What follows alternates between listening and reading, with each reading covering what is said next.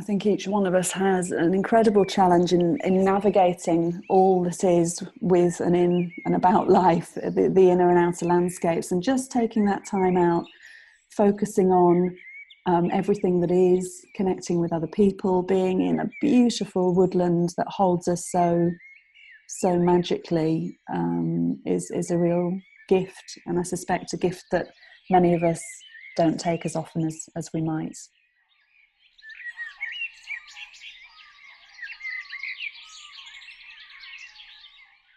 The more I look at my own inner processes, but I hear the processes of people around me that I love, colleagues and friends, the more I see how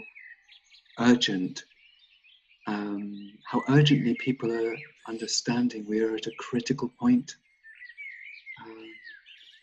on this planet, at this time, and it's great to be able to just create some space. And so many of our participants are beginning to say, what I really yearn for is some space to really look at what's going on for me, what's going on in my inner and my outer world. Yeah. So it's great to make space for that.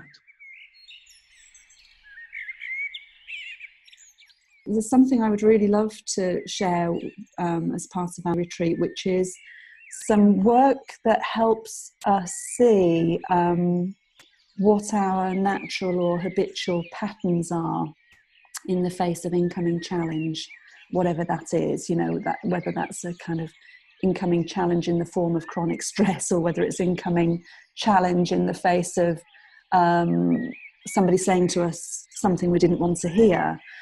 But actually, if we can identify what our very well-worn habitual patterns are, then we have a chance to interrupt them. And, when I'm triggered, how can I maintain some sense of dignity and effectiveness despite that? Part here for me about how do we notice and then interrupt the unhelpful patterns so that we can quite actively create new patterns. And that's a job of work.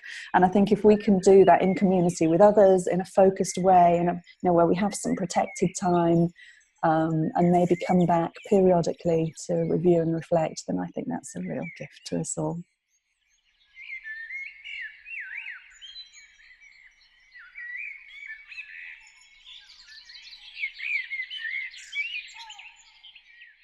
One of the tools that we use a lot in our work together is constellations.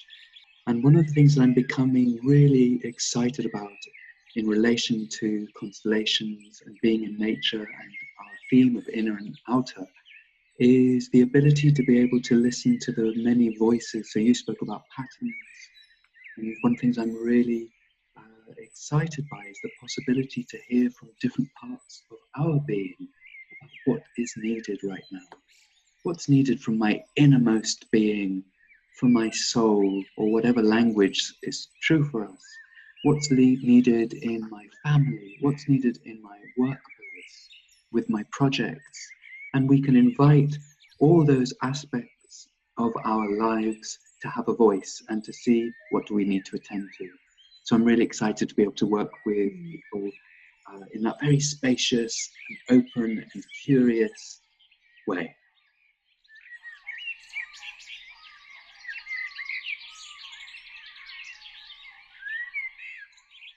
We want to balance both the patterns that perhaps aren't all that constructive with sometimes those silent whispers in our ear about where is the lightness, where is the joy, and to give, if you like, equal time and space to those, because so many of us are burdened and weary, and yet there is that lightness that's possible there, and it's possible to come through.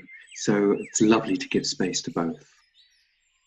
You're so right, and it's the word that comes to mind for me is immersive. This is part of the gift for me is that we can for 24 hours immerse ourselves in this place, in this community, in this work, whatever it is for us individually, and there are many different ways that we can engage with what is. All those different modes, all those different moments, all those different possibilities. in fact, reflecting the inner and the outer work. So there'll be, the inner time for those of us who really need that for nourishment, the outer time for those of us who need that also.